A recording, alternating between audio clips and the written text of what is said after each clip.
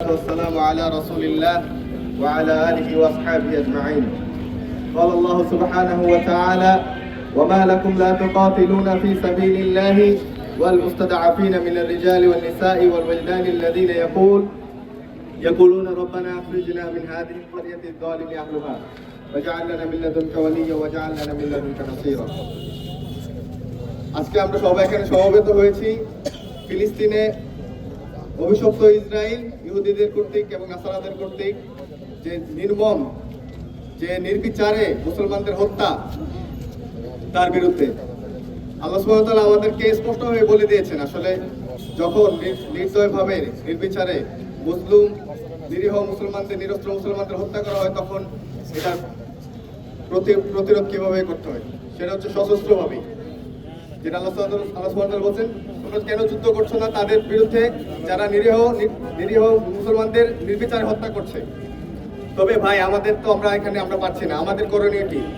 আমাদের করণীয়, আমরা আজকে সমবেত হয়েছি এই নির্বিচারে নির্দয়ভাবে মুসলমানদেরকে হত্যা করার বিরুদ্ধে আমরা মৌখিকভাবে প্রতিবাদ করে যাব এবং যতভাবে সম্ভব অর্থনৈতিক বয়কট আমাদের করতে হবে। কারণ এই ইসরায়েল, এই আমেরিকা, তারা তাদের এই অস্ত্র কিভাবে তারা তারা ক্রয় করে, কিভাবে তারা এগুলো ক্রয় করে, কিভাবে তারা এগুলো কিনে, এগুলো আমাদের অস্ত্র দিয়ে, আমাদের অর্থ দিয়ে।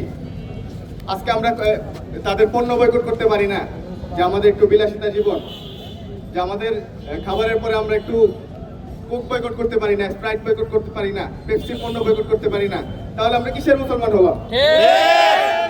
আল্লাহ সুবহানাহু ওয়া তাআলা বলছেন, ইন্নাল্লাহা লা ইউবাদদিলু মা বিকওমিন হাত্তা ইউবাদদিলু মা বিআনফুসিহিম।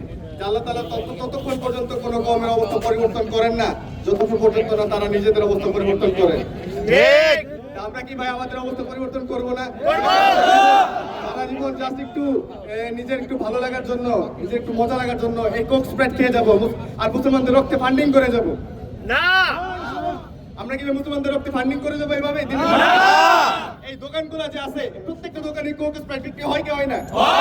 হয় ভাই। এগুলো আমাদের দোকানগুলো থেকে আমরা কি নিজেদের ব্যবসা 2 টাকা লাভের জন্য মুসলমানদের রক্ত ফান্ডিং করতে চাই?